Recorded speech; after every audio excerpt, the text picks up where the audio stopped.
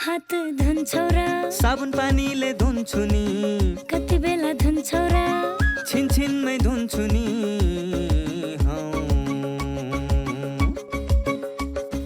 घरमा पस्दा अफिस पस्दा सधैँ धुन्छु हात कोरोनालाई यसै गरी भगाइदिन्छु म त घरमा पस्दा अफिस पस्दा सधैँ धुन्छु हात कोरोनालाई यसै गरी भगाइदिन्छु म त भान्सा छिर्नु अगाडि खाना खानु अगाडि जहाँ त्यही छोएपछि हातले छोपी खोकेपछि हात धुन्छौ र साबुन पानीले धुन्छु नि कति बेला धुन्छौ र छिनछिनमै धुन्छु नि कोरोनाबाट बस्ने 3 उपायहरू। व्यक्ति बीच 2 मिटर टाढा बस्ने, घरबाट बाहिर निस्कँदा मास्क लगाउने र बेला बेलामा साबुन पानीले मिच्ची 20 सेकेन्डसम्म हात धुने। कोरोनाबाट आफू पनि बचाउँ र अरूलाई पनि बचाउँ। दर्शकवृन्द नमस्कार। कार्यक्रम स्वस्थ जीवनको आजको श्रृङ्खलामा यहाँलाई हार्दिक स्वागत छ। कार्यक्रम लिएर आज पनि हामी उपस्थित भएका छौँ NTV plus, NTV Kohalpur, NTV इटहरीमा। यो कार्यक्रम यहाँहरूले दैनिक रूपमा फरक समयमा हेर्दै आउनु भएको छ। नेपाल सरकार, स्वास्थ्य तथा जनसङ्ख्या मन्त्रालय, राष्ट्रिय स्वास्थ्य शिक्षा सूचना तथा सञ्चार केन्द्र र नेपाल टेलिभिजन बीचको सहकार्यमा यो कार्यक्रम निर्माण एवं प्रसारण हुने गर्छ। कार्यक्रममा हामी स्वास्थ्य सम्बन्धी विभिन्न जानकारीमूलक सामग्रीहरू अनि नीति निर्माण तहका कुराहरू पनि प्रस्तुत गर्ने गर्छौँ। दर्शकवृन्द, हामीले समृद्ध नेपाल, सुखी नेपालीको राष्ट्रिय आकाङ्क्षा सँगालिरहेका छौँ। त्यसैले गर्दाखेरि हामी विभिन्न आयामहरूबाट, विभिन्न दृष्टिकोणबाट समृद्धिका कुराहरू पनि गरिरहेका छौँ, खोजिरहेका छौँ। त्यसका लागि के आधारभूत कुराहरू आवश्यक पर्छन् भनेर अध्ययन गरिरहेका छौँ। तीमध्ये एउटा महत्त्वपूर्ण विषय हो स्वास्थ्य। अर्थात् हरेक नागरिक स्वस्थ भएनन् भने त्यो देशले समृद्धि खोज्न गाह्रो हुन्छ, भेट्टाउन गाह्रो हुन्छ। त्यसैले हरेक नागरिक स्वस्थ हुनुपर्छ, यो न्यूनतम मान्यता हो समृद्धिको। त्यसैले पनि नेपालमा पनि स्वास्थ्यलाई निकै प्राथमिकतामा राखेर निकै महत्त्वका साथ स्वास्थ्यको क्षेत्रमा कामहरू गरिराखिएको छ र कोरोना भाइरसको महामारीपछि त यो क्रम झन् धेरै बढेको छ। विशेष गरी भौतिक पूर्वाधारलाई विस्तार गर्ने, मातृ मृत्यु दर कम गर्ने लगायतका विभिन्न कामहरूमा नेपाल सरकारले पहल गरिरहेको छ। बजेट पनि विनियोजन त्यही अनुसार गरिराखेको छ। आज पनि कार्यक्रममा हामीसँग यस्तै केही जानकारीमूलक कुराहरू रहेका छन्, सामग्रीहरू रहेका छन् जुन हाम्रो दैनिक जीवनमा अत्यन्तै महत्त्वपूर्ण हुन सक्छन्, हुने गर्छन्। आउनुहोस् ती सामग्रीतिर प्रवेश गरौँ। दर्शकवृन्द, कोरोना भाइरसको सङ्क्रमित देखिएको 1 वर्षपछि सरकारले नेपालमा पनि कोरोना भाइरस विरुद्धको खोप लगाउन थालिसकेको छ। छिमेकी मित्र राष्ट्र भारतबाट आएको 10 लाख डोज खोप लगाउने क्रम अहिले जारी छ। प्राथमिकताका आधारमा जो बढी जोखिममा छन् त्यस्ता व्यक्तिलाई खोप लगाउने काम अहिले चलिरहेको छ र आगामी फागुन 23 गतेदेखि 60 वर्ष माथिका ज्येष्ठ नागरिकलाई पनि खोप लगाउने भनेर तयारी गरिराखेको छ र छिमेकी मित्र राष्ट्र चीनले 5 लाख डोज खोप उपलब्ध गराउने भनेर धेरै अगाडिदेखि नै चर्चा सुन्दै आएको थियो। अब त्यसको बाटो खुलेको छ। चीनले त्यो खोप नेपालमा ल्याउन स्वीकृति पाइसकेको छ। अब छिट्टै नै त्यो खोप पनि नेपालमा आउँदैछ। सरकारले त्यसको लागि पनि पहल गरिराखेको छ। यसरी खोपको विषयमा हामी दिन प्रतिदिन आशाका सङ्केतहरू, भरोसाका सङ्केतहरू देखिरहेका छौँ। यो विषयमा विस्तृत जानकारी सहितको रिपोर्ट हामी एकैछिनमा प्रस्तुत गर्नेछौँ। दर्शकवृन्द, हामीले प्रस्तुत गर्ने आजको अर्को विषय हो नाक कान घाँटीको क्यान्सर। नाक कान घाँटीको कुरा गर्ने क्रममा पनि ती अङ्गमा हुने क्यान्सरको कुरा हामी गर्दैछौँ आज। किनभने नाक कान घाँटीको क्यान्सरकै कारणले गर्दा नेपालमा हरेक वर्ष 5,000 जना व्यक्तिको ज्यान जाने गरेको छ र हरेक वर्ष 30,000 नयाँ सङ्क्रमितहरू थपिने पनि गरेका छन्। नाक कान घाँटीको क्यान्सरबाट कसरी जोगिने भइरहेको छ भने के कुरामा ध्यान दिने, यो विषयमा हामी एकजना विज्ञसँग आज विशेष संवाद गर्दैछौँ। अर्थात् आजको स्वास्थ्य संवादमा हामी नाक कान घाँटीको क्यान्सरलाई जोड्नेछौँ। त्यसैगरी हामीले पछिल्लो समयमा छोटा सामाजिक सन्देशहरू प्रस्तुत गर्ने गरिरहेका छौँ जुन अलि फरक प्रकृतिका हुने गर्छन्, विभिन्न विषयमा हुने गर्छन्। तिनले छोटो समयमै हामीलाई धेरै जानकारी प्रदान गर्ने गर्छन्। त्यसलाई पनि आज जोड्नेछौँ। अर्थात् ती सामाजिक सन्देशहरू पनि आज हामीसँग प्रशस्तै छन्, तिनलाई पनि प्रस्तुत गर्नेछौँ जुन हाम्रो दैनिक जीवनको लागि अत्यन्तै महत्त्वपूर्ण हुनेछन्। र हामीले पछिल्लो समयमा धेरै जोड दिएर प्रस्तुत गरिरहेको जीवनशैली पनि आज प्रस्तुत गर्नेछौँ। अर्थात् हाम्रो जीवनशैली कस्तो हुनुपर्छ, हामीले केही कुरामा ध्यान दिनुपर्छ भनेर एकजना विज्ञले हामीलाई बताउनु भएको छ, त्यो पनि आज हामी प्रस्तुत गर्नेछौँ। यसरी 1 घण्टाको समयमा हामी विभिन्न खालका जानकारीमूलक सामग्री प्रस्तुत गर्नेछौँ। आउनुहोस् सुरुवातमा भने कोरोना विरुद्धको भ्याक्सिनको विषयमा हामीले तयार पारेको यो विशेष रिपोर्ट हेरौँ।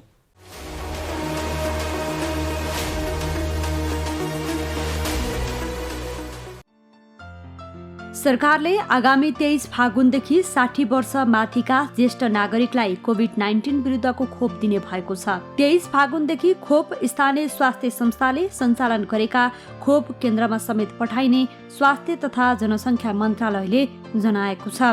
60 वर्ष माथिका करिब 28 लाख जनसङ्ख्यालाई खोप प्रदान गर्न 20 लाख खोप सेरम इन्स्टिच्युट अफ इन्डियाबाट तत्काल खरिद गरी ल्याउने र कोभ्याक्स फेसिलिटीबाट आउने खोप समेत प्रयोग गरिनेछ। साथै सरकारले चिनिया company Beijing institute of biological product company लिमिटेडले उत्पादन गरेको कोभिड विरुद्धको खोप SARS-CoV-2 भ्याक्सिन भेरोसेल इनएक्टिभेटेडलाई आकस्मिक प्रयोगका लागि अनुमति दिएको छ। औषधि सल्लाहकार समितिको सिफारिसमा औषधि व्यवस्था विभागले आकस्मिक प्रयोगका लागि सो खोपलाई अनुमति दिएको हो। अनुमतिसँगै चीनले दिने भनेको 5 लाख डोज खोप आउने बाटो खुलेको छ। विश्व स्वास्थ्य संगठनले आपतकालीन प्रयोगका लागि अनुमति प्रदान गर्ने प्रक्रियामा रहेका खोपहरूको सूचीमा यो खोप पहिलो नम्बरमा छ। WHO ले यसअघि रहेका फाइजर र अक्सफोर्ड एस्ट्राजेनेकाबाट उत्पादित खोपहरूलाई आकस्मिक प्रयोगका लागि अनुमति दिइसकेको छ। नेपालमा यसअघि अक्सफोर्ड एस्ट्राजेनेकाले विकास गरेको र सिरम इन्स्टिच्युट अफ इन्डियामा उत्पादन भएको खोप कोभिसिल्डलाई अनुमति दिएको थियो। अनुमतिपछि भारतबाट 10 लाख डोज खोप आएको थियो।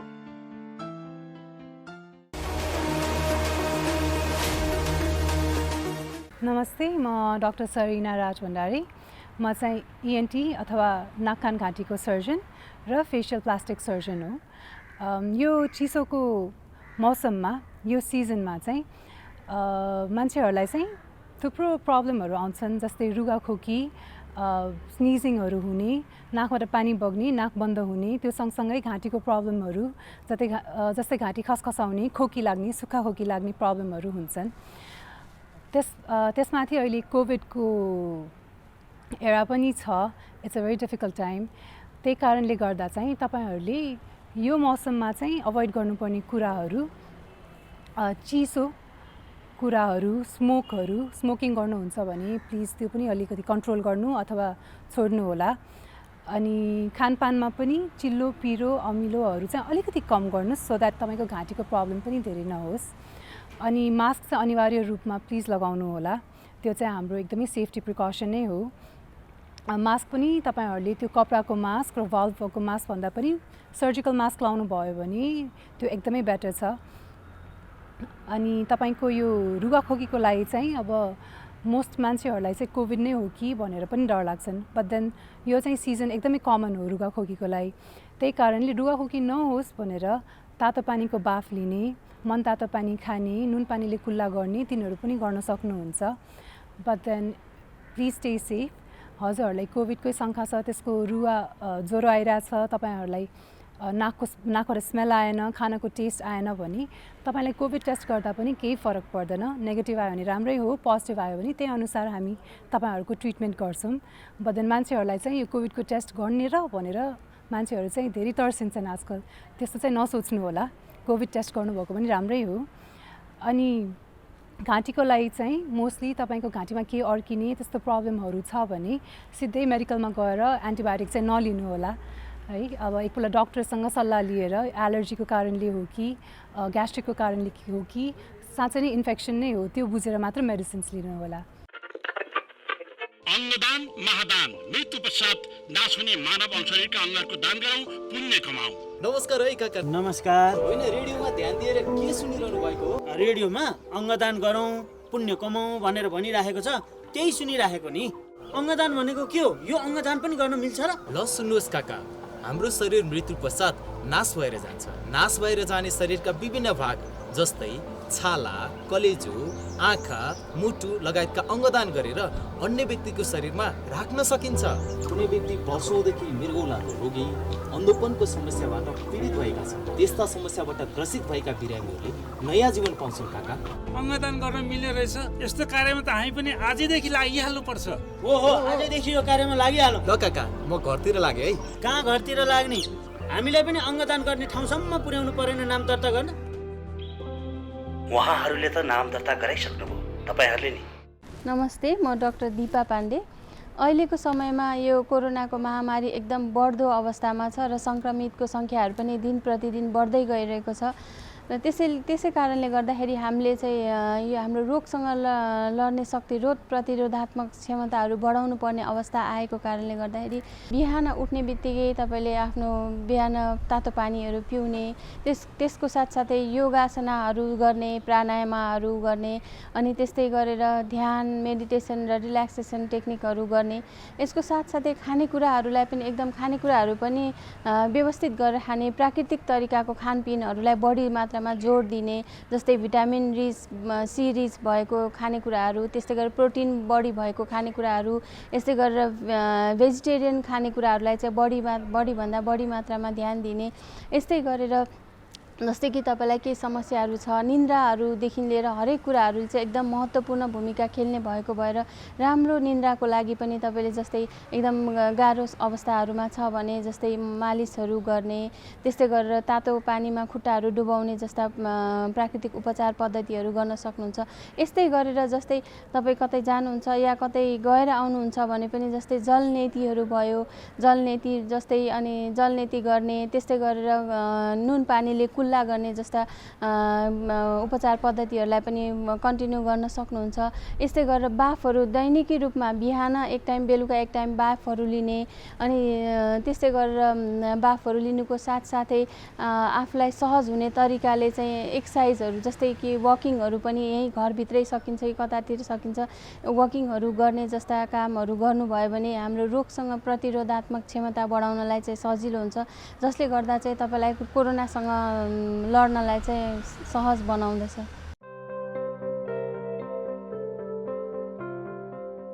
नानु, होमवर्क सक्यो त? गर्दैछु बुवा। कस्तो चुरोट गनाएको।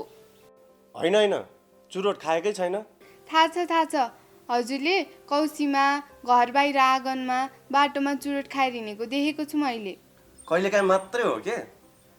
अब छोड्छु। के गर्नु, बानी लागेपछि। सुन्नुहोस्, हजुरले चुरोट खानुभयो, हजुरलाई त असर गर्छ नै। हजुरले खाएको चुरोटको धुवाले हामीलाई पनि रोगी बनाउँछ। हामी रोगी भएको हजुरलाई मनपर्छ? होइन, मलाई त तिमी स्वस्थ फुर्तिलो भएको पो मनपर्छ। त्यसो भए सुन्नुहोस् बा, हाम्रो सरले भन्नुभएको चुरोटको धुवाको 3 तहको असर हुन्छ अरे, first hand, second hand, third hand. होइन, के हो नानु यो first hand, second hand, third hand भनेको? जसले चुरोट खायो उसलाई चुरोटको धुवाले फर्स्ट ह्यान्ड असर गर्छ, सँगै बस्ने मान्छेलाई चुरोटको धुवाले सेकेन्ड ह्यान्ड असर गर्छ, जुन धेरै हानिकारक हुन्छ। त्यो अहिले मलाई भइरहेको छ। सरी नानु, अनि यो थर्ड ह्यान्ड भनेको के नि? हजुरले जुन ठाउँमा बसेर चुरोट खानुभयो त्यो ठाउँमा पछिसम्म चुरोटको धुवाको असर रहिरहन्छ। त्यही ठाउँमा पछि आएर बस्ने मानिसलाई पनि असर गर्छ, त्यो थर्ड ह्यान्ड भयो। ए बुझेँ, यो त ठुलो अपराध पो रहेछ। अब म प्रतिज्ञा गर्छु, आजैदेखि धुम्रपान त्याग गर्छु। धन्यवाद बुवा।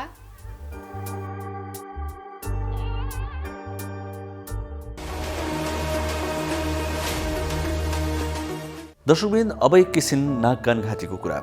नाक, कान र घाँटी यी अङ्गहरू सँगसँगै हुन्छन् र विशेषज्ञहरू पनि यी तीनवटा अङ्ग हेर्ने एकैजना हुने गर्छन्। नाक कान घाँटीका विभिन्न समस्याहरू छन्, तीमध्ये हामी आज विशेष गरी नाक कान घाँटीमा हुने क्यान्सरको कुरा गर्दैछौँ। नाक कान घाँटीमा क्यान्सर के कारणले हुने गर्छन्, अनि क्यान्सरबाट बच्न हामी के गर्नु सक्छौँ अर्थात् गर्नुपर्छ, अनि क्यान्सर भइसकेको छ भने हामीले के गर्नुपर्छ, यी विषयमा हामीले एकजना विज्ञसँग संवाद गरेका छौँ। नाक कान घाँटीकै क्यान्सर भएर हरेक वर्ष 5000 नेपालीहरूको मृत्यु हुने गरेको छ। त्यसो त क्यान्सरको कुरा गर्दा हरेक वर्ष 30,000 जना क्यान्सरका नयाँ बिरामी थपिने गरेका छन् देशमा, र क्यान्सर भएर व्यक्तिहरूको मृत्यु हुने क्रममा संसारको डाटा हेर्दा नाक कान घाँटीका क्यान्सर भएर मृत्यु हुने व्यक्तिहरू 5औं नम्बरमा पर्छन्, अर्थात् सङ्ख्या हेर्दाखेरि 5औंमा पर्छ। त्यसैले पनि यो विषय अत्यन्तै संवेदनशील विषय हो। आउनुहोस् यो विषयमा हामीले एकजना विज्ञसँग गरेको कुराकानीमा आधारित यो सामग्री हेरौँ एकैछिन।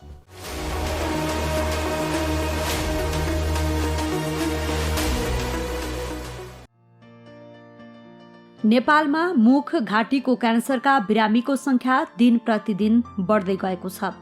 विश्वमा बढी देखिने क्यान्सरहरूको सूचीमा नाक, कान, घाँटीको क्यान्सर 5औं नम्बरमा पर्छ। तर नेपालमा बिरामीको तथ्याङ्कले पुरुषहरूमा फोक्सोको क्यान्सरकै हाराहारीमा अर्थात् पहिलो नम्बरमा र महिलामा पाठेघर र स्तन क्यान्सर पछि अर्थात् तेस्रो नम्बरमा रहेको देखिन्छ। 90% घाँटीको क्यान्सर सुर्तीजन्य पदार्थको सेवनबाट हुने गर्दछ। नेपालमा पुरुषहरूमा मुख तथा स्वर यन्त्रको क्यान्सर र महिलामा मुख तथा थाइरोइड क्यान्सर बढी भएको पाइएको छ। धुम्रपान र मद्यपान गर्ने व्यक्तिहरूलाई खाना नली र आवाज नलीको क्यान्सर हुने जोखिम उच्च हुन्छ। आवाज नली र श्वास प्रश्वास नलीमा क्यान्सर हुँदा र स्वर भाँसिँदै जाने र सास फेर्न गाह्रो हुने जस्ता लक्षण देखिन्छ।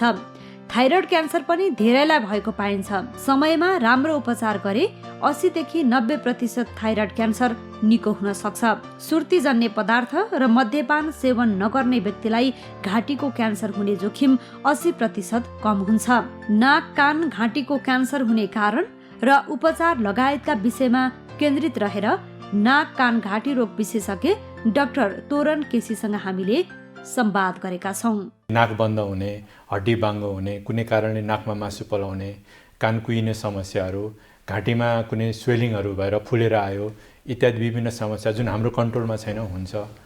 अर्को चाहिँ नि हामीले आफैले बनाउने समस्याहरू, जस्तै कोही मान्छेहरू बढी धुम्रपान गर्छ भने नाकको समस्या बढ्छ, रोग निको हुँदैन, घाँटीको समस्या बढ्छ, खोकी लाग्ने, घाँटी पोल्ने, दुख्ने, अझै घाँटीको क्यान्सर, नाक कान साइनसहरूको क्यान्सर हुने इत्यादि समस्याहरू आउँछ।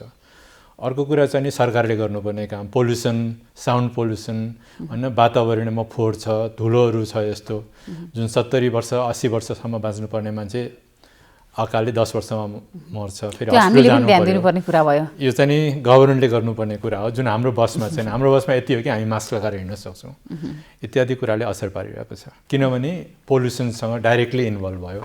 हामी हिँड्दाखेरि मुख भयो, नाकबाट सास भित्रै जान्छ, बाहिर निस्किन्छ भन्दा हरेक समय हामी पोल्युसनसँग वातावरणसँग भिजिरहेको छौँ। त्यही कारणले गर्दाखेरि पनि हुन्छ। थाइराइडको कुरा गरौँ, थाइराइडले पनि घाँटीमा समस्या आउँछ भनिन्छ होइन?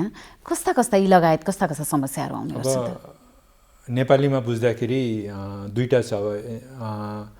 इङ्ग्लिसमा थ्रोट भन्छ भित्रलाई, खाना नली सास फेर्ने नलीलाई थ्रोट भन्छ, बाहिरबाट नेक भन्छ होइन? त्यो चाहिँ नि नेपालीमा चाहिँ नि त्यसमा घाँटी भने चाहिँ भित्र आउँछ, गर्दनलाई बाहिर भन्छ कि, तर गर्दन चाहिँ नराम्रो शब्द भएर बोल्दैन। त्यस कारण जेनरली घाँटी भन्दा चाहिँ नि हामीले भित्र र बाहिर दुईटैको कुरा आउँछ। थुक निस्किने ग्ल्यान्डको ट्युमरहरू हुन्छ, घाँटीमा ट्युमरहरू हुन्छ, कहिलेकाहीँ त्योभन्दा नराम्रो क्यान्सरहरू हुन्छ, यिनीहरू हुन्छ। अर्को चाहिँ घाँटीभित्र हुने चाहिँ नि हुन्छ, जस्तै अघि मैले भने वातावरणको कारणले गर्दा खसखस हुने, घाँटी दुख्ने, पोल्ने, त्यसले गर्दा टन्सिलहरू पाक्ने इत्यादि समस्या हुन्छ। र आवाज पनि धोत्रो हुने समस्याहरू हुन्छ। खास गरी भोइस प्रोफेसनल भन्छौँ, जसले चाहिँ नि आवाजमा बोलिराख्नुपर्छ, प्रस्तोताहरू भयो, टिभीहरूको, रेडियोहरूको, अनि नेताहरू जसलाई भाषण गरिराख्नुपर्छ, दोकानदारहरू, बस कन्डक्टरहरू, जसले धेरै टिचरहरू, यिनीहरूलाई चाहिँ भित्रको प्रब्लम पनि हुन्छ। त्यो बाहेक अरू ग्यास्ट्रिकले हुने प्रब्लमहरू पनि हुन्छ, कहिलेकाहीँ घाँटीभित्रको ट्युमर क्यान्सरहरू पनि हुन्छ।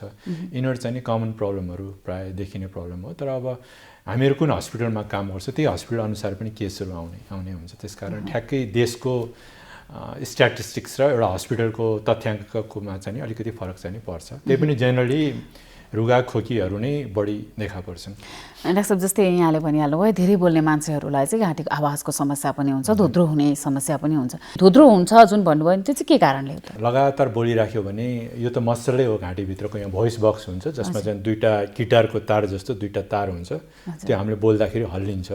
हल्लिँदाखेरि भाइब्रेसन भन्छौँ त्यसलाई। त्यस कारण लगातार बोल्दाखेरि त्यो दुईवटा भोकल कर्ड भन्छौँ हामीले, जुन भोकल भोइस बक्सको तार जस्तो मसलको, त्यो धेरैचोटि ठोकिन्छ। ठोकिँदा त्यो फुलेर आउँछ। फुलेर आएपछि आवाज धोत्रो हुन्छ।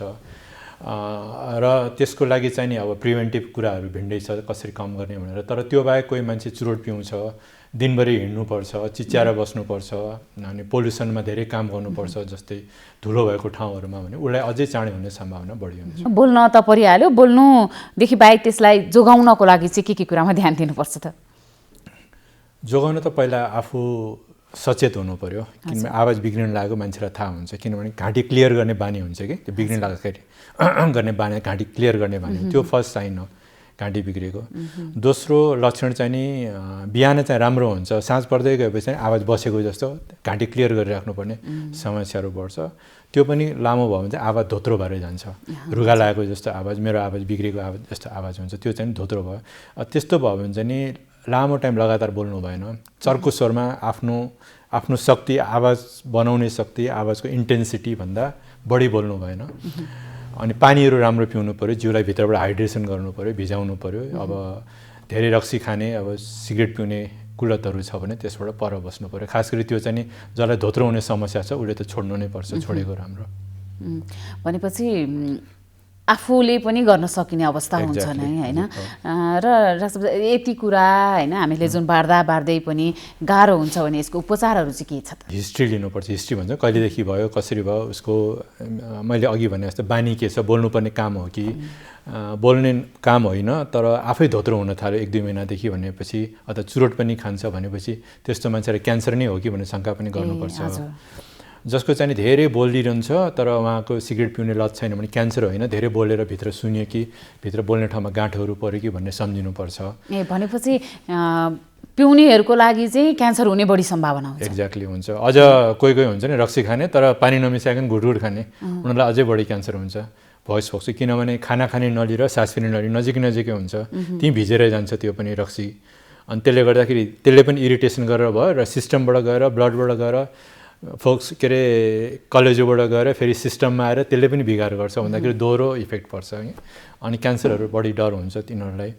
अर्को कुरा चाहिँ नि अब कसैलाई ग्यास्ट्रिक हुन्छ, मुखमा अमिलो पानी आउने, त्यसलाई रिफ्लक्स भन्छ हामीले, खाना खाने नलीबाट माथि आएर सास फेर्ने नलीतिर जान्छ, त्यसले पनि धोत्रो गराउन सक्छ। कहिलेकाहीँ अब कोही मान्छे झगडा पर्दा आवाज धोत्रो भयो भने चाहिँ नि त्यसमा पनि धोत्रो हुनसक्छ। सो हामीले छुट्याउने चाहिँ मेन 2टा कारण हो, क्यान्सरले भएको हो कि क्यान्सरले होइन, त्यसरी छुट्याएर अनि पेसेन्टलाई त्यही अनुसार हामीले बाँकी जाँचहरू गर्छौँ। भने क्यान्सरले भएको छ भने चाहिँ त्यसको उपचार चाहिँ सम्भव हुन्छ कि हुन्न? सम्भव हुन्छ।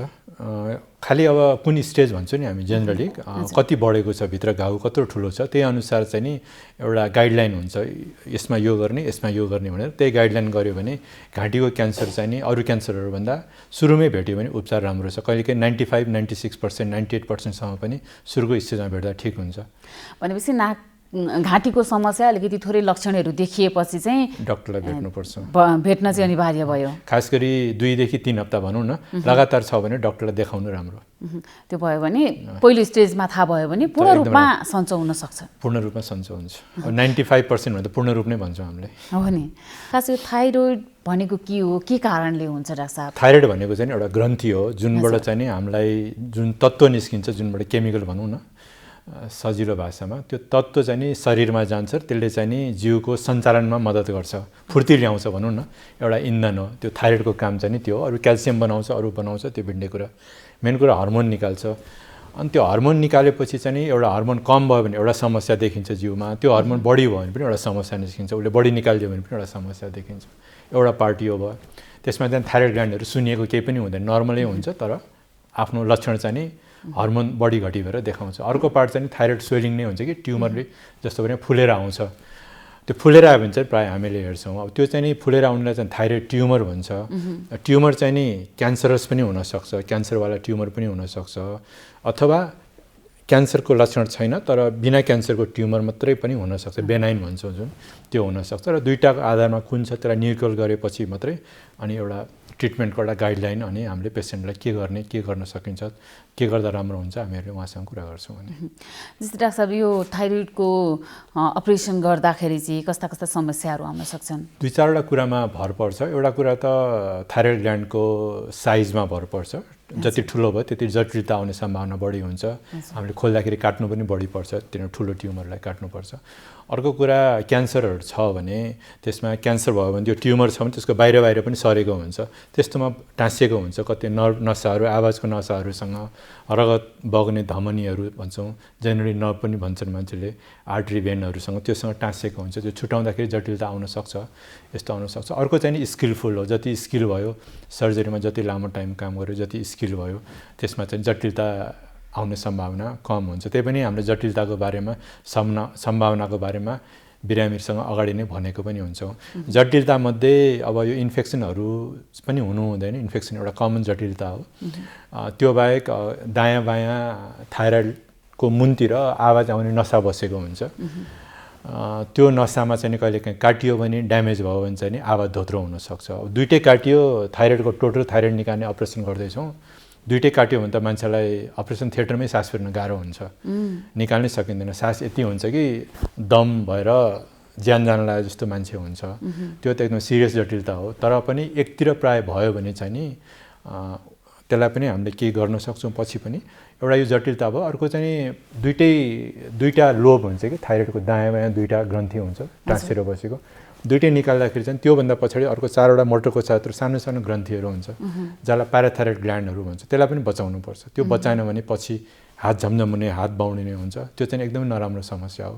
बरु आवाज बिग्रियो भने केही राम्रो गर्न सकिन्छ, तर त्यो भयो भने चाहिँ नि बिरामीले जिन्दगीभर हस्पिटल धाइराख्नुपर्छ लगातार। क्याल्सियम कम भएर हुने लक्षण चाहिँ त्यो चाहिँ नराम्रो लक्षण हो। त्यसलाई चाहिँ एकदमै राम्रोसँग बचाउनुपर्छ। डाक्टर साहब, जस्तै अब आवाज गयो भने फेरि ल्याउन पनि सकिन्छ भन्नुभयो यहाँले, होइन? कतिपय मानिसहरू घाँटीको अपरेसन गर्न डराउनुहुन्छ कि आवाजमा समस्या हुन्छ भनेर नै, होइन? आवाजको समस्या भनेपछि पुनः फर्काउन सकिन्छ यदि समस्या भयो भने? होइन, पूर्ण त फर्काउन सकिँदैन, तर अब 100%लाई 70-80%सम्म ल्याउन सकिन्छ। त्यो चाहिँ नि केस हेरेर हुन्छ। अब जस्तै अघि मैले भने अब रिकरेन्ट ल्यारिन्जियल नर्भ जुन चाहिँ नसा नर्भ छ थाइरोइड ग्ल्यान्डमा पुगेको, त्यो चाहिँ नि काटियो भने चाहिँ नि त्यसमा पनि पछि अथवा काटिएको छैन, डक्टर स्योर छैन भने चाहिँ नि त्यसलाई त्यो छ कि छैन, काटिएको हो कि होइन, कुनै ठाउँमा अपरेसन भयो तर मगा आयो भने मैले त नर्भ ड्यामेज भयो कि हो कि होइन भनेर टेस्ट गर्न त सकिन्छ, इलेक्ट्रिकल टेस्टहरू गर्न सकिन्छ। त्यो पनि 100% हुँदैन। तर तपाईँले सोध्नु भएको जस्तो ड्यामेज भएर ट्रिट गर्नुभन्दा पहिला नै ड्यामेज नहुन दिनु त्यो सबभन्दा राम्रो तरिका हो। तर पनि ड्यामेज भयो भने चाहिँ केही हदसम्म हामीले राम्रो गर्न सक्छौँ, सुधार गर्न सकिन्छ।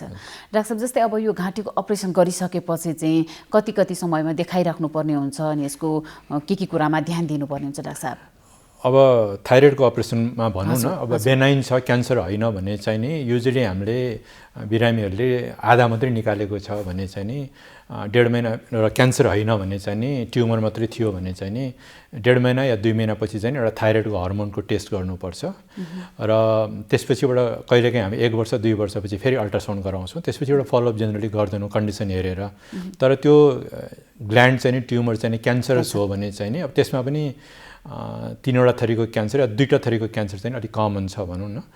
2टा थरीको क्यान्सरमा चाहिँ अलिक फलोअप चाहिँ नि अब क्यान्सरको दुइटैतिर भएको थियो कि ट्युमरभन्दा बाहिर घाँटीमा निस्किएको थियो कि होइन अरूतिर सरेको थियो कि त्यसको आधारमा चाहिँ हामीले फलोअपहरू गर्छौँ पेसेन्टहरूलाई। फलोअप गर्दाखेरि चाहिँ नि अल्ट्रासाउन्ड अनि ब्लड टेस्टहरू हुन्छ, त्यो थुप्रै अरू ट्युमर मार्करहरू पनि हुन्छ, त्यो हेरेर हामीले पेसेन्टलाई फलोअप गर्छ। एउटा उनीहरूलाई भन्छु यो गर्नुपर्छ भनेर, अनि त्यही अनुसार उहाँले फलोअप गर्नुपर्छ भनेपछि अब सुरुमा अलि चाँडै गर्छौँ, त्यसपछि एउटा डिजिज हेरेर 6 महिना 1 वर्षमा त्यसरी पर सार्दै गर्छौँ।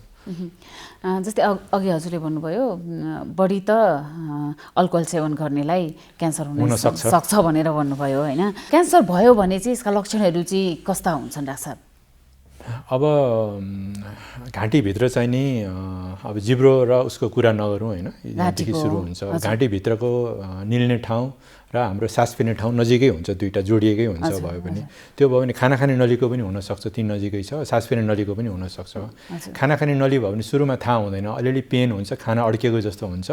र त्यस्तो मान्छेले खाना खाने नलीमा छ भने ढिलो प्रेजेन्ट गर्छ क्या, हामी कहाँ ढिलो आउँछ, किनभने लक्षण धेरै हुँदैन। तर त्यही नजिकै सास फेर्ने भएको ठाउँमा छ भने चाहिँ नि आवाज धोत्रो भइदिन्छ, अलिक कानतिर दुखेको जस्तो हुन्छ, कसैलाई घाँटीमा फुलेको जस्तो गाँठहरू आउँछ। त्यस कारणले आवाज आउने ठाउँको सास फेर्ने नलीको भयो भने चाहिँ हामी कहाँ चाँडै आउँछन्, अनि चाँडै आयो रिजल्ट पनि राम्रो हुन्छ, उपचार पनि समयमै हुन्छ। त्यसै कारणले सास फेर्ने नली आवाज आउने ठाउँको भन्दा निल्ने ठाउँको क्यान्सरको आउटकम चाहिँ नि अलिकति कम छ। र यो खाना खाने नलीको चाहिँ नि अगाडि नै डिटेक्ट हुने भएकोले अलि राम्रो छ। क्यान्सर नै भएको जुन बिरामी हुनुहुन्छ नि, जो चाहिँ इएनटी नै, उहाँहरूले कस्तो अवस्था भयो भने चाहिँ अनिवार्य रूपमा अस्पताल जानै पर्ने हुन्छ, होइन? कस्तो भयो भने चाहिँ त्यो समस्या हुनसक्छ? खाना निल्दा, खास गरी सलिड कुरा निल्दाखेरि अड्केको जस्तो हुने भयो, होइन? कि अड्किरहेको जुन चाहिँ बढिरहेको 2 हप्ताभन्दा बढीसम्म 3 हप्तादेखि भइरहेछ भने, अलरेडी दुखाइ छ निल्दाखेरि, दुखाइ चाहिँ कानतिर पनि आउँछ कहिलेकाहीँ, माथितिर पनि जान्छ त्यही दुखाइ। त्यस्तो भयो भने चाहिँ नि डक्टरलाई देखाउनुपर्छ।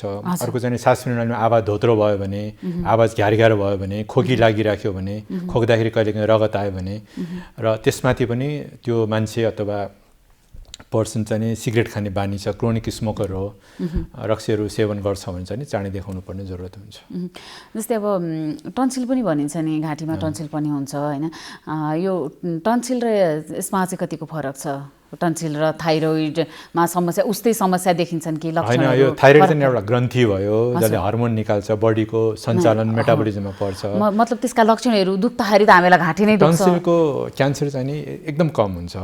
टन्सिलको क्यान्सर चाहिँ नि दुईटा कारणले गर्न सक्छ। एउटा भाइरस पनि हुन्छ यसमा, ह्युमन प्यापिलोमा भाइरस हुन्छ, भाइरसले पनि गर्छ। अर्को चाहिँ नि अघि मैले भने जस्तो सिगरेट रक्सी खाने मान्छेमा बढी हुन्छ। भाइरसले चाहिँ नि मान्छे इनोसेन्ट छ, केही पनि खाँदैन भने उसलाई आफै पनि हुनसक्छ। तर टन्सिलको क्यान्सर अलिक कम हुन्छ। भनेपछि यो टन्सिलको अनि थाइरोइडको लक्षणहरू उस्तै उस्तै हुन्छन् कि? होइन, थाइरोइड बाहिर छ, भिन्दै लक्षण हुन्छ। थाइरोइड त तुरुन्तै आउँछ नि, बाहिर सुन्निएको हुन्छ, मान्छेले देखिहाल्छ, दुख्दैन प्राय। दुखेको राम्रो लक्षण पनि होइन। यदि थाइरोइडको क्यान्सर छ भने त्यसको माने चाहिँ बाहिर सर्यो भन्ने हो कि भन्ने एउटा हामीले अन्दाज गर्छौँ। र भित्रको क्यान्सरको लक्षण भिन्दै, बाहिरको क्यान्सरको भिन्दै, र ट्रिटमेन्टको प्लानिङ पनि टोटली भिन्दै छ। जस्तै यो थाइरोइडको चाहिँ जुनसुकै थाइरोइडको अपरेसन गर्नै पर्ने हुन्छ कि देख्यो भने त्यसले औषधिले पनि उपचार गर्न सकिन्छ? सबैको गर्नु पर्दैन। कति बेलामा बेनाइन हुन्छ नि, क्यान्सर होइन तर ट्युमर मात्रै भएको छ भने चाहिँ नि हामीले अल्ट्रासाउन्ड गर्छौँ, भिडियो एक्सरे भन्छौँ नि जेनरली, अल्ट्रासाउन्ड गर्छौँ। अल्ट्रासाउन्डमा पनि पानी भरिएको फोका जस्तो छ, सिस्टिक हुन्छ, भित्र कोलोइड हुन्छ, त्यो चाकु भन्छ नि, त्यो गिलो चाकु मह जस्तो कालो फ्लुइड भयो भने त्यो चाहिँ क्यान्सरस हुने सम्भावना एकदमै हुँदैन।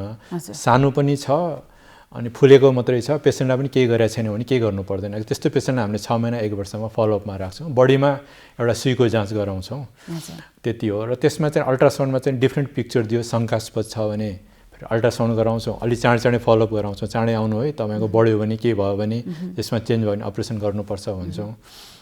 ठुलो छ क्यान्सर पनि होइन तर ठुलो भएको छ, तर खाना खाने नलीमा त्यसले प्रेस गरेको छ, निल्न अलिकति गाह्रो भयो, सास फेर्न गाह्रो भयो, नराम्रो देखियो भने चाहिँ फेरि गर्नु पर्यो।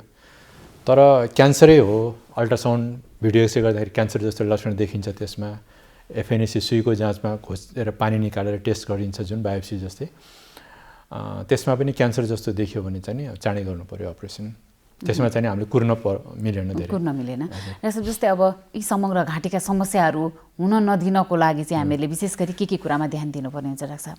अब अघि मैले सुरुमै भनेको जस्तो जुन चाहिँ आफ्नो बसमा छैन त्यसमा त के गर्न सकिँदैन, तर जुन कन्ट्रोल गर्न सकिन्छ धेरै चाहिँ नि कन्ट्रोल गरेर ठिक गर्न सकिन्छ, हुन दिन सकिँदैन। त्यसको लागि स्वस्थ जीवन गर्नु पर्यो। स्वस्थ जीवन भनेको खानासँगै व्यायाम पनि गर्नुपर्छ, धेरै पौष्टिक तत्त्वहरू खानु पर्यो, टाइममा खानु पर्यो। कति बेलामा घाँटीमा अहिले मैले गरेँ नि, त्यो मैले बोल्दै मेरो घाँटी अब स्ट्रेन भयो भन्ने भयो कि यस्तो भयो भने हो, थोरै समस्या सुरु भयो, यस्तो भयो। अब त्यसमा चाहिँ स्वस्थ जीवनशैली, स्वस्थ खानपान, एक्सर्साइज, जति सकिन्छ एक्सर्साइज। अब हामीले पनि हस्पिटलमा लिफ्ट छ तर लिफ्ट चढ्दैनौँ हामी, ऱ्याम्पबाट हिँड्छौँ, भर्याङबाट हिँड्छौँ, लिफ्ट चढ्दैनौँ हामी। त्यसले गर्दाखेरि अलिकति भए पनि एक्सर्साइज हुन्छ र जति सकिन्छ हिँड्नु पर्यो। अब गाडी मात्रै मोटरसाइकल मात्रै चढेर भएन, मोटरसाइकल बरु पर पार गर्ने बढी हिँडेर जानु पर्यो र खानपानमा विचार गर्नु पर्यो। कसैको पिउने बानी छ भने नपिउनुहोस् भन्दिनँ, तर मोडरेसनमा धेरै काम गर्नु पर्यो। धुम्रपान त गर्नु भएन, पोल्युसनहरूलाई ध्यान दिनु पर्यो इत्यादि नै स्वस्थ जीवनशैली अप्नायो भने। र केही भयो भने चिकित्सकको सल्लाह, आफ्नो साथीभाइसँग कुरा गरेर अप्रोप्रिएट ठाउँमा पुग्नु पर्यो, ठिक ठाउँमा पुग्नु पर्यो। आवाज पनि परिवर्तन गर्न सकिन्छ होइन, अपरेसन गरेर आवाजलाई परिवर्तन गराउन सकिन्छ पनि भन्ने सुनिन्छ नि। हो, आवाजमा परिवर्तन चाहिँ एउटा रोगले गरेर राम्रो पार्ने भिन्दै भयो। अर्को चाहिँ हामीले आवाज परिवर्तन गर्ने चाहिँ नि कस्तो हुन्छ भने कोही अब लोग्ने मान्छेको आवाज चाहिँ स्वास्नी मान्छेको जस्तो, स्वास्नी मान्छेको आवाजलाई चाहिँ नि मोटो पार्न पनि सकिन्छ।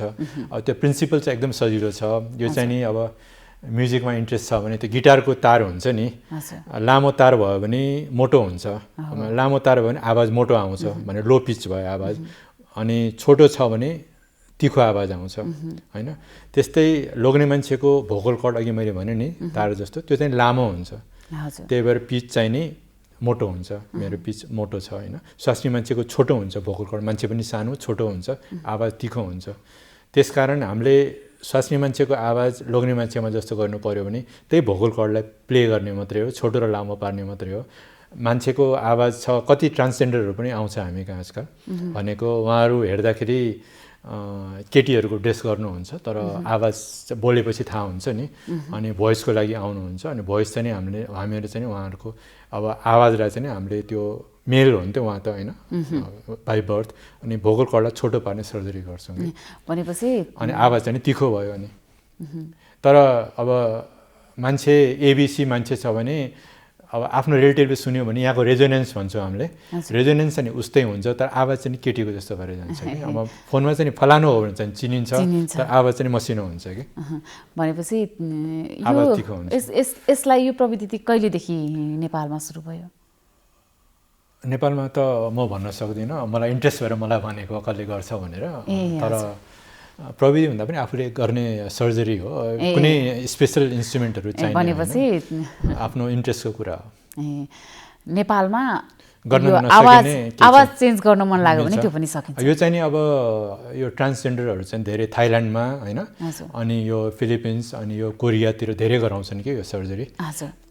टेक्नोलोजी उनीहरू एक्सपर्ट छन् अझै, त्यताबाटै आएको यो प्रविधि चाहिँ नि। यसमा चाहिँ कुनै जटिलता हुन्छ कि हुँदैन त? जटिलता त अब जेमा पनि हुनसक्छ, तर मेरो मेजर जटिलता छैन। एउटा बाहिरबाट पनि गर्न सक्छौँ हामीले, बेहोस नगरिकन सानो नदुख्ने सुई लगाएर पनि गर्न सक्छौँ होइन, यहाँबाट बिचबाट गर्न सक्छौँ। अर्को चाहिँ नि इन्डोस्कोपीले गर्छौँ कि भित्र, माइक्रोस्कोपले हेरेर इन्डोस्कोपीले लेजरले भित्रलाई अलिकति मिलाएर अनि फेरि सिउने कामहरू लेजरले गर्न सक्छौँ। यसमा खासै जटिलता चाहिँ छैन कि, रगत बग्ने केही हुने चाहिँ खासै मेजर जटिलता केही पनि छैन यसमा। घाँटीको कुरा गऱ्यौँ, थोरै मैले कानको कुरा पनि जोड्न चाहेँ होइन। कानमा कान पाक्ने भनिन्छ होइन, कति त्यो कानबाट कतिपय उसमा त फोहोर कुराहरू बगेको पनि हुन्छ। खास यो चाहिँ के कारणले हुने गर्छ डाक्टर साहब? पहिला कुरा भनौँ कानलाई चाहिँ नि तीनटा भागमा विभाजन गरेको छ कि, बाहिरी कान यो देख्ने कान र कानको पाल भयो, अनि भित्री कान भयो, अनि बिचको कान भयो बिचको, अनि त्यसपछि भित्री कान भयो। तपाईँले सोध्नु भएको चाहिँ बिचको कानको इन्फेक्सन हो है, जसमा चाहिँ नि आवाजमा पनि फरक पर्छ, साउन्डको सुन्ने क्यापेसिटी कम हुन्छ त्यहाँ प्रब्लम भयो भने। त्यो चाहिँ नि के हुन्छ भने अब सानो अघि मैले भनेको जस्तै बच्चामा हाइजिन राम्रो भएन, ओभरक्राउडिङ घरहरूमा हुन्छ, गाउँमा भयो एउटै कोठामा धेरैजना सुत्छन्, न्युट्रिसन पुग्दैन, त्यसबाट रुगाखोकी लाग्छ। रुगाखोकी लागेपछि एउटा ट्युब हुन्छ, युस्टेसिन ट्युब भन्छ, त्यो चाहिँ बिचको कानमा खुल्छ। सुनिन्छ नि है एडभर्टाइजमा गभर्मेन्टले पनि राखेको छ नि, सुताएर दुध खुवाउनु हुँदैन भन्ने, त्यस्तोबाट दुध पस्छ अथवा इन्फेक्सन त्यहाँबाट जान्छ, अनि बिचको कानमा इन्फेक्सन हुन्छ। इन्फेक्सन भएपछि त्यो त टाइट कम्पार्टमेन्ट भयो, टाइट च्याम्बर भयो, कोठा जस्तो भयो, त्यहाँ पिप भरिएपछि त्यो फुलेर आउँछ। अनि सबभन्दा पातुलो ठाउँ त जाली नै हो, अनि जालीलाई धकालेर बाहिर निस्किन्छ पिप, अनि त्यहाँ पाल पर्छ, अनि पाल रहिरहन्छ। एउटा कारण त्यो जालीमा पाल पर्ने, अनि सुनाइ पनि कम हुन्छ। अर्को कारण चाहिँ नि हड्डी कुहिन थाल्छ कि, कुनै कारणले विभिन्न कारणले गर्दाखेरि कानको बिचको भागको हड्डी कुहिन थाल्छ, त्यसमा चाहिँ नि गनाउने पिप आउँछ, सुनाइ कम हुँदै जान्छ, त्यसमा चाहिँ जटिलताहरू आउन सक्छ। भनेपछि त्यो चाहिँ त्यसमा पनि भित्र पिप जमेरै हुन्छ कि अहिले दोस्रो त्यसमा चाहिँ घाउ जस्तो हुन्छ, त्यसमा चाहिँ एउटा ट्युमर जस्तै हुन्छ। यो चाहिँ हड्डी खियाउँदै जान्छ, दुख्दैन सुरुमा, अनि ब्रेनहरू नजिक भयो, भित्री कानहरू नजिक भयो, ब्रेनतिर पुग्यो भने भित्री कानतिर पुग्यो भने अनुहारको नसालाई भेट्यो भने मुख बाङ्गै हुने, सुनाइ पुरै जाने, निको नहुने गरेर, अथवा ब्रेनतिर गयो भने अर्को थप जटिलता हुने इत्यादि समस्या हुन्छ। त्यही कारण गनाउने पिप आएको छ भने डक्टरलाई तुरुन्तै देखाउनु पर्छ, त्यो चाहिँ नराम्रो कारण हो। जाली फेरि पुनः पलाउँछ कि पलाउँदैन, के हुन्छ डाक्टर साहब? पलाउन सक्छ, जाली पलाउन सक्छ, तर अब पलाउँछ पलाउँदैन, कहिले पलाउँछ भनेर कुनै पनि तथ्याङ्क मलाई छ जस्तो लाग्दैन। त्यसकारण बिरामीले सोध्छ तपाईँले भन्नुहोस् त यो पलाउँछ त भनेर, पलाउनु त पलाउँछ तर कहिले पलाउँछ थाहा हुँदैन। तर पलाउँदै रोक्दा कम्प्लिकेसन जटिलता भयो भने चाहिँ नि त्यो फेरि राम्रो भएन। तर कतिपय बच्चाहरूमा चाहिँ नि सुरुमा भएको कतिमा चाहिँ हामीले पलाएर फेरि जोडिएको देख्छौँ, तर त्यस्तो आफै जोडिएको कानको जाली चाहिँ पातुलो भएकोले पछि अलिअलि प्रब्लम चाहिँ गर्न सक्छ फेरि।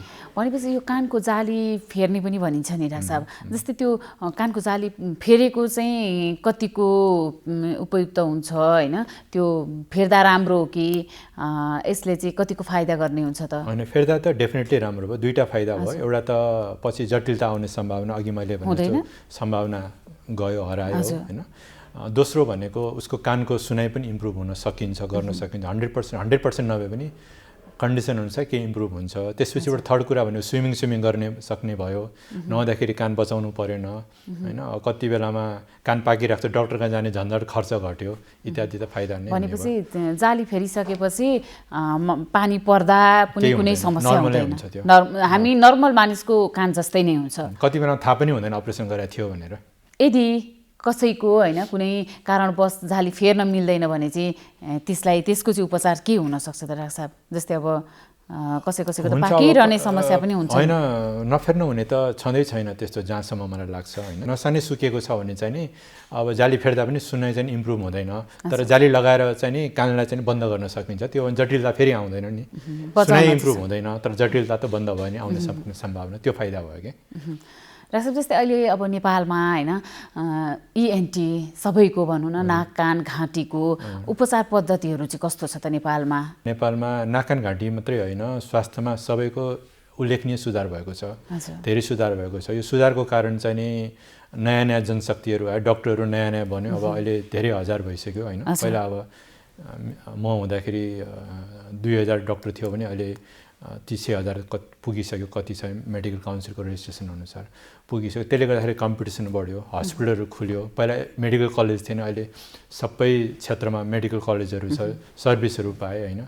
अब अहिले सुन्नुहुन्छ सिजेरियन सेक्सन यस्तो रिमोट ठाउँमा भयो, बच्चा डेलिभरी भयो, त्यो ठुलो सुधार हो। इएनटीमा मात्रै होइन, सबै क्षेत्रमा सुधार भएको छ। अझै हामीले योभन्दा बढी गर्नुपर्छ, तर सुधारसँगै देशको पनि अर्थतन्त्रको सुधार हुनु पर्यो, ताकि मान्छेले त्यो नयाँ राम्रो चाहिने सेवा लिन सक्ने क्षमता पनि राख्नु पर्यो। किन टेक्नोलोजी महँगो हुने बित्तिकै खर्च बढ्छ, त्यो बिरामीले तिर्नुपर्छ कि गभर्मेन्टले लिएर आउनु पर्यो कि जनताको जीवनस्तर उकासिनु पर्यो। यदि सक्ने अवस्था भयो भने चाहिँ जुनसुकै नाक कान घाँटीसँग सम्बन्धित जुनसुकै बिरामीहरूले पनि उपचार गर्नको लागि बाहिर जानुपर्ने अवस्था छैन?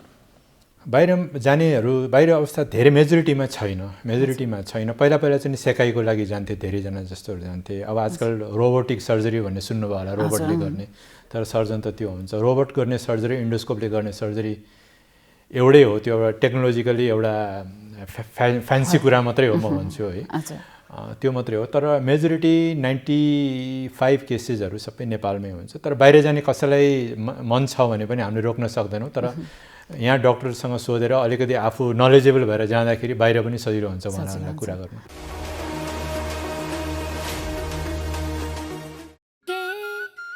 हात धुन्छौ र साबुन पानीले धुन्छु नि, कति बेला धुन्छौ र छिनछिनमै धुन्छु नि।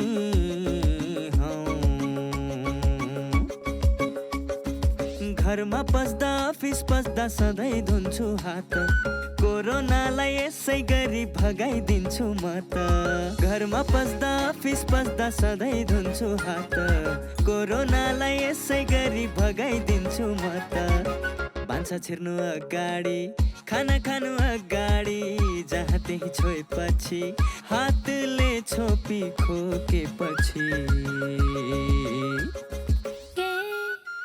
हात धुन्छौ र साबुन पानीले धुन्छु नि, कति बेला धुन्छौ र छिनछिनमै धुन्छु नि।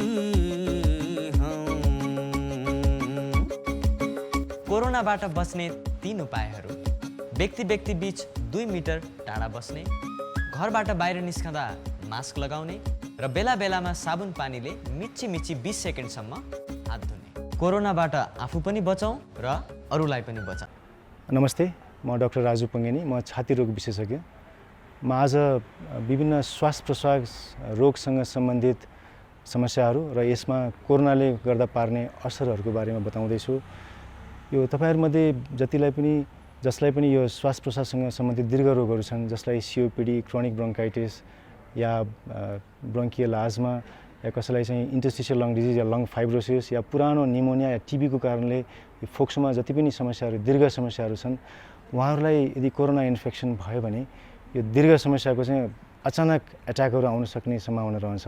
यदि तपाईहरुमा कुनै यस्तो खालको दीर्घ श्वास प्रश्वाससँग सम्बन्धित समस्याहरू छ भने घरमै सकेसम्म घर बाहिर ननिस्किदिनु होला, घरमै बसिदिनुस् र घरभित्रै पनि सकेसम्म आफूलाई फुर्तिलो राख्ने कोसिस गर्नुस्। विभिन्न खालको व्यायामहरू गर्न सकिन्छ, घरभित्रै पनि योगाहरू गर्न सकिन्छ।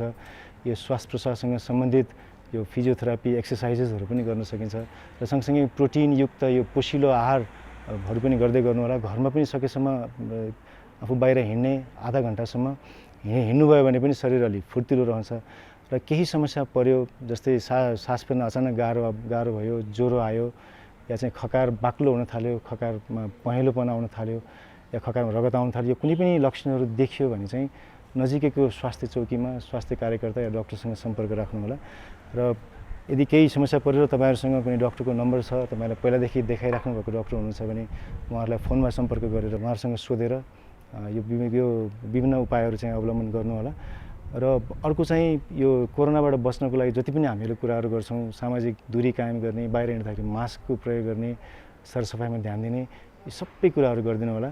यो चाहिँ तपाईँहरू आफू पनि बस्नु होला र सँगसँगै अरूलाई पनि आफ्नो सङ्क्रमण सर्न सक्छ कि भनेर त्यो पनि ख्याल गरिदिनु होला। कोरोना भाइरस महामारीको अवस्थामा सुरक्षित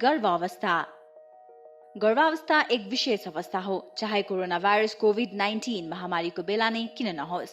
विपद वा सामान्य अवस्था जे भए तापनि गर्भवती तथा उनको गर्भमा रहेको बच्चालाई विशेष हेरचाह र स्याहार चाहिन्छ।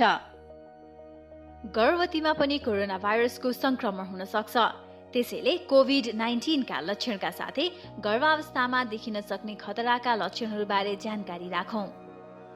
गर्भावस्थामा देखिने खतराका लक्षणहरू: टाउको साह्रै दुख्नु, आँखा तिरमिराएर धमिलो देखिनु, हात तथा मुख सुनिनु, हात खुट्टा अरुरो भई काँप छुट्नु वा मुर्छा पर्नु, कडासित तल्लो पेट दुख्नु, योनिबाट रगत वा पानी बग्नु।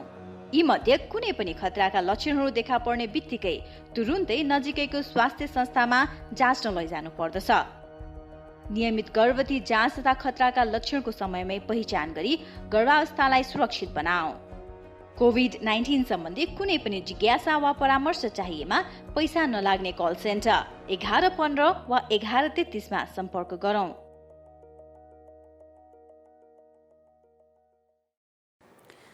नमस्कार, म डाक्टर धर्मागत भट्टराई। म एक पेडियाट्रिक इम्युनोलोजिस्ट हुँ। अहिले विश्वभरि नै कोभिड-19 को महामारी चलिरहेको छ। यस्तो बेलामा कोभिड सङ्क्रमित व्यक्तिहरूमा अलिकति यो नयाँ बिमारीको कारणले गर्दा स्ट्रेसफुल डेजहरू होम आइसोलेसनमा कटाउनु पर्ने कन्डिसन भएको हुनाले होम आइसोलेसनमा के कुरामा ध्यान दिनुपर्छ भन्ने कुरामा सामान्य 2-4वटा पोइन्ट्सहरू म बताउनेछु।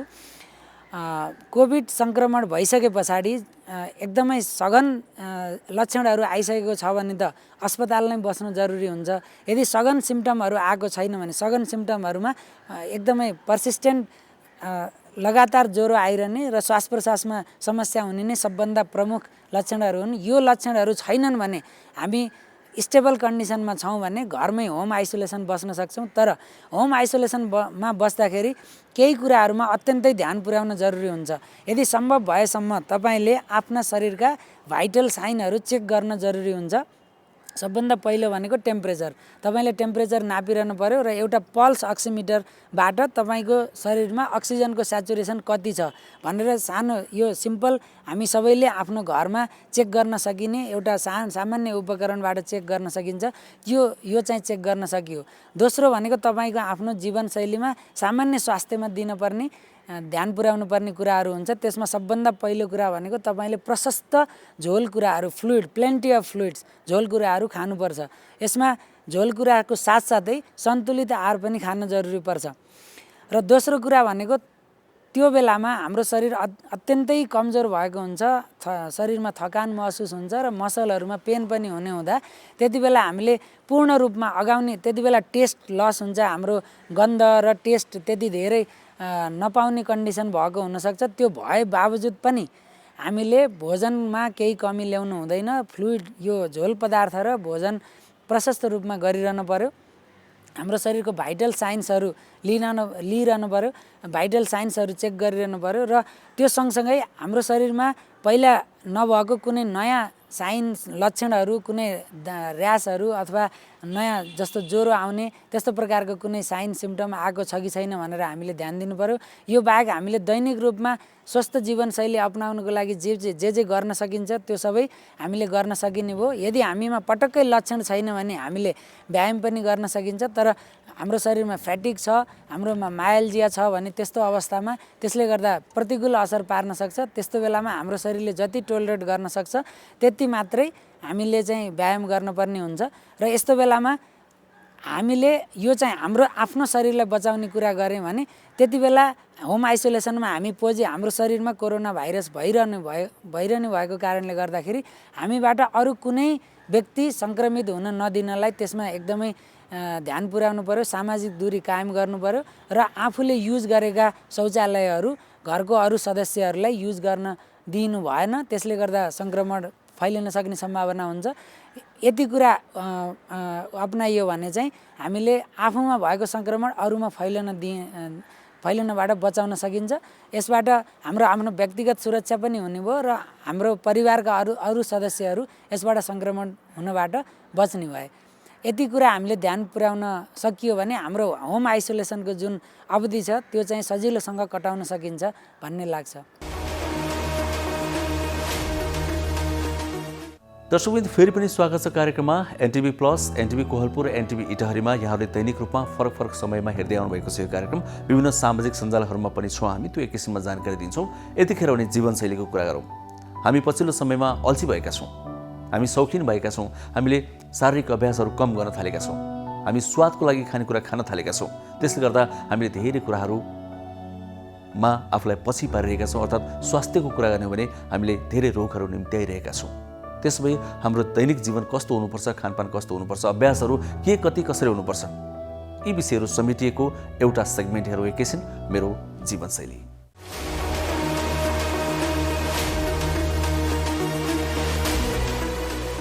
नमस्कार, म डाक्टर राजेन्द्र बराल, क्यान्सर रोग विशेषज्ञ। स्वास्थ्य नै हाम्रो जीवन हो। स्वास्थ्य हुनको लागि हाम्रो जीवनशैली स्वस्थ हुनुपर्दछ। जीवनशैली स्वस्थ हुनको लागि हामी सचेतित हुनुपर्छ। हाम्रो खानपानमा भर परेको खण्डमा, हाम्रो लवाई खवाईमा, हाम्रो दिनदिनैको एउटा डेली हाम्रो आचरणमा सुधार भएको खण्डमा, जीवनशैलीमा हामीले क्रमिक परिवर्तन गरेको खण्डमा हामी निकै भयावह रोगबाट बच्न सक्दछौँ। दिनदिनै केही मात्रामा व्यायाम गर्ने र आफ्नो शरीरको वजनलाई कम गरेको खण्डमा क्यान्सर लगायत अरू विभिन्न रोगबाट हामी टाढा हुन सक्दछौँ। र क्यान्सर मात्रै होइन, अरू विभिन्न कारणको चाहिँ स्रोत हो हाम्रो अत्याधिक मोटोपन र नियमित एक्सर्साइजको कमी। त्यसरी यतिमा हामीले ध्यान दिएको खण्डमा हामी धेरै रोगबाट चाहिँ टाढा हुन सक्दछौँ। हामीले जीवनशैलीमा ध्यान दिनुपर्ने कुरा हाम्रो खानपानमा हो। जस्तै हामीले के खानुहुन्न भनेर जनमानसले जान्नै पर्ने कुरा, हामी शुद्धिजन्य पदार्थ खानु भएन, मदिरायुक्त खानेकुरा खानु भएन, हामीले फलफुलमा प्रशस्त ध्यान दिनु पर्यो, ढुसी परेको र कृत्रिम खानेकुराहरू खानु भएन, यो विषादीयुक्त खानेकुरा खानु भएन, नुन धेरै चर्को खानु भएन, ढुसी परेको खानेकुरा खानु भएन र सकिन्छ शाकाहारी बस्ने, सकिँदैन भने चाहिँ मासु नै खानु छ भने सेतो मासुको प्रयोग गरेको खण्डमा यो रोगबाट टाढा हुन सक्दछौँ। र क्यान्सर लगायत अरू रोगको समयमै निदान गर्न सकिएमा हामी सबै रोगबाट पूर्णतया निको हुन सक्छौँ। यसको लागि समय समयमा नियमित परीक्षण गर्न जरुरी छ। उदाहरणको लागि स्वास्नी मान्छेको मुखको क्यान्सरबाट टाढा हुन हामीले वर्षमा एकपल्ट त्यो सेतो पानीको जाँच गरे पुग्छ। स्तन क्यान्सरको लागि हामीले नियमित महिनामा घरैमा बसेर एक महिनामा स्तनको जाँच गर्ने र वर्षमा 2 वर्षमा एकचोटि म्यामोग्राम भन्ने टेस्ट गऱ्यो भने थाहा हुनसक्छ। फोक्सोको क्यान्सर थाहा पाउन साधारण छातीको एक्सरे त्यो जहाँ पनि छ त्यो गऱ्यो भने पनि हामी यदि क्यान्सर हो भने सुरुको अवस्थामा पत्ता लगाउन सक्छौँ र सुरुको अवस्थामा पत्ता लगाए यो पूर्णतया निको हुन सक्ने रोग हो। ए सृजना, त किन हिजो अस्ति स्कुल नआएकी हँ? हेर, मेरो त महिनाभरि सुरु भएछ। ए, त्यही भएर पो स्कुल नआएकी? मलाई त पहिला एकदमै डर लागेको थियो, पछि आमाले सम्झाउनु भएपछि बल्ल बुझेँ। अनि स्कुल त आउनु पर्थ्यो नि त। आफूलाई कस्तो लाज लागेको थियो। होइन, के को लाजको कुरा गर्छन् यिनीहरू? केही होइन। सिर्जना पनि आइछन् त आज, अनि हिजो अस्ति कहाँ गएकी थियौ? खास कुरा उसको महिनावारी सुरु भएर समस्या भएछ मिस। महिनावारी हुनु समस्या होइन, यो त किशोरीहरूमा हुने सामान्य प्राकृतिक कुरा मात्रै हो। सामान्यतया महिनावारी 10 देखि 15 वर्षका किशोरीहरूमा सुरु हुन्छ। यो स्वाभाविक कुरा हो। महिनावारी हुँदाखेरि डराउने, चिन्ता लिने गर्नु हुँदैन। महिनावारी हुँदाखेरि अरू बेला जस्तै स्कुल आउनुपर्छ, तर व्यक्तिगत सरसफाइ भने बढी नै गर्नुपर्छ। महिनावारी भएको समयमा दिनौ नुहाउने, सफा कपडा लगाउने, सफा ठाउँमा सफा बिछौनामा सुत्ने, सफा प्याड लगाउने गर्नुपर्छ। महिनावारी हुँदा घर परिवार सँगै राखेर किशोरीहरूलाई पोसिलो खानेकुरा खुवाउनुपर्छ। नमस्ते। जो व्यक्तिहरू मृगौला फेल भएर डायलाइसिस गराइराख्नु भएको छ या प्रत्यारोपण गर्नुभएको छ, उहाँहरू सबैभन्दा बढी कोरोना सङ्क्रमणको जोखिममा हुनुहुन्छ। कृपया तपाईँहरू अस्पतालमा डायलाइसिसमा जाँदाखेरि अति उच्च सावधानी अपनाइदिनु होला, सामाजिक दूरी कायम गरिदिनु होला र आवश्यकभन्दा बढी व्यक्ति या अस्पताल कर्मचारीहरूसँग सम्पर्कमा नआइदिनु होला र घरमा फर्केपछि पनि आफ्नो परिवारसँग सामाजिक दूरी कायमै राखिदिनु होला। त्यसै गरी प्रत्यारोपणको व्यक्तिहरू पनि अनावश्यक रूपमा अस्पताल जाने या घरमा भिडभाड गरेर नबस्ने होला। तपाईँहरूलाई सङ्क्रमणको उच्च जोखिम छ र यसबाट बच्नुहोस् र सबैलाई बचाइदिनुहोस्।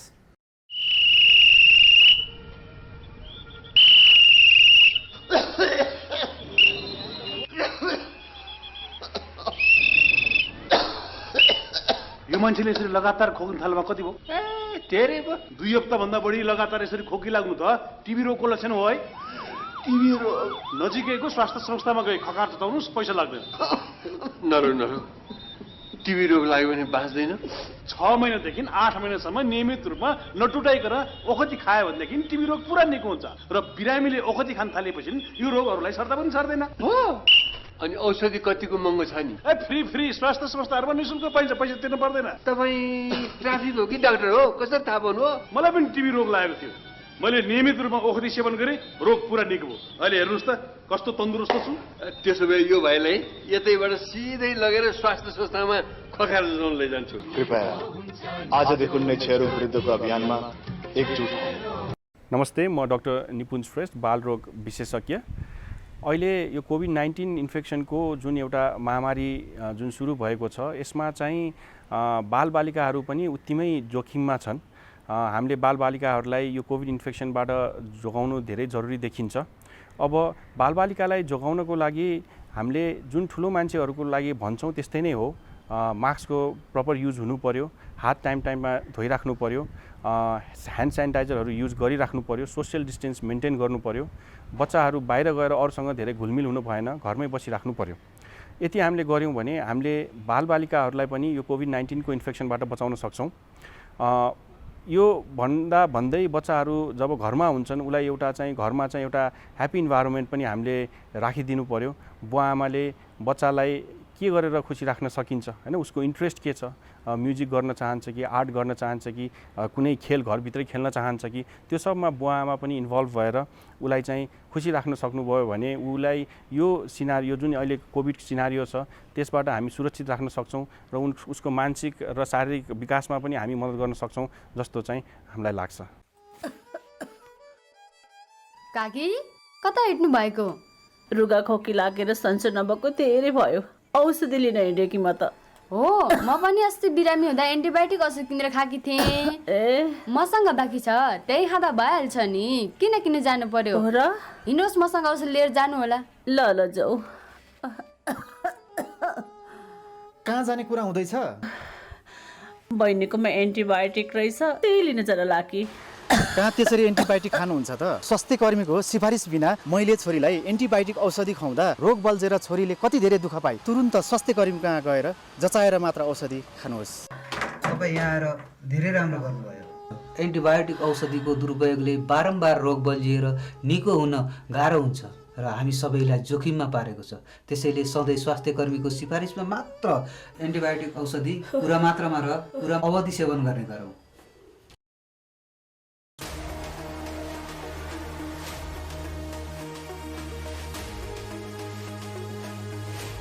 कार्यक्रम स्वस्थ जीवन हरेक दिन एनटिभी प्लसबाट बिहान 7 बजेदेखि 8 बजेसम्म र पूर्ण प्रसारण साँझ 5 देखि 6 बजेसम्म, एनटिभी कोहलपुरबाट 1 देखि 2 बजेसम्म र एनटिभी इटहरीबाट दिउँसो 2 देखि 3 बजेसम्म प्रसारण हुने गरेको छ। स्वास्थ्य सम्बन्धी यहाँहरूको कुनै जिज्ञासा वा समस्या भएमा हामी सम्बन्धित विज्ञहरूबाट समाधान खोजी कार्यक्रममा प्रसारण गर्नेछौँ। हामीलाई सम्पर्क गर्ने माध्यमहरू यस प्रकार रहेका छन्। फोन, एसएमएस तथा भाइबरको लागि 98 43 52 93 97।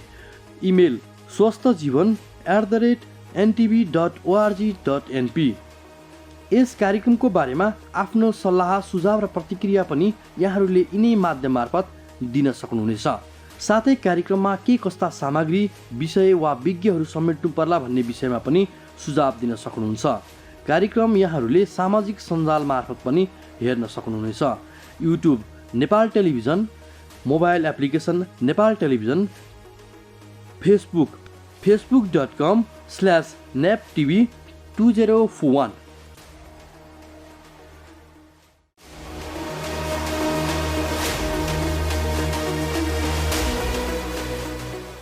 दर्शकबिन समय सकिन आँट्यो। अब एकैछिनमा हामीले छुट्टिनुपर्छ, किनभने 1 घन्टा समय बितेको पनि पत्तै हुँदैन। धेरैवटा सामग्री छन् यो कार्यक्रममा। हामी भोलि त फेरि आउँछौँ नि, आजलाई मात्र छुट्टिने हो। कार्यक्रम NTV plus, NTV Kohalpur, NTV इटहरीका पर्दाहरूमा फरक फरक समयमा दैनिक रूपमा त हेर्दै आउनुभएको छ नै, यी बाहेक विभिन्न सामाजिक सञ्जालमा पनि हेर्दै आउनुभएको छ। जस्तै युट्युबमा हेर्दै आउनुभएको छ, नेपाल टेलिभिजनको मोबाइल एप्समा हेर्दै आउनुभएको छ, वेबसाइटमा हेर्दै आउनुभएको छ र फेसबुक पेज पनि छ नेपाल टेलिभिजनको, त्यहाँ पनि हेर्दै आउनुभएको छ, हेर्न सक्नुहुन्छ। हरेक दिन साँझ 5 देखि 6 बजेसम्म हामी फेसबुक पेजमा यो कार्यक्रम प्रत्यक्ष अर्थात् लाइभ नै पनि प्रस्तुत गर्ने गर्छौँ। कार्यक्रम कस्तो लाग्दैछ, सल्लाह, प्रतिक्रिया, सुझाव दिन नबिर्सनुहोला, ती हाम्रा मार्गदर्शक हुन्। अर्को कुरा, यहाँहरूका पनि स्वास्थ्य सम्बन्धी कुनै जिज्ञासा छन्, प्रश्न छन् भने हामीलाई पठाउनुहोला। कुनै पनि माध्यम प्रयोग गर्न सक्नुहुन्छ, फोन गर्न सक्नुहुन्छ, एसएमएस गर्न सक्नुहुन्छ, भाइबर गर्न सक्नुहुन्छ, इमेल पनि गर्न सक्नुहुन्छ। यी सबै कुराहरूको विस्तृत जानकारी हामीले स्क्रिनमा देखाइरहेका छौँ। आजलाई छुट्टिन्छौँ, भोलि फेरि आउँछौँ। स्वास्थ्यमा सचेत बनौँ, हेलचेक्राइ नगरौँ, फेरि पनि भन्छौँ। हस्त, नमस्ते।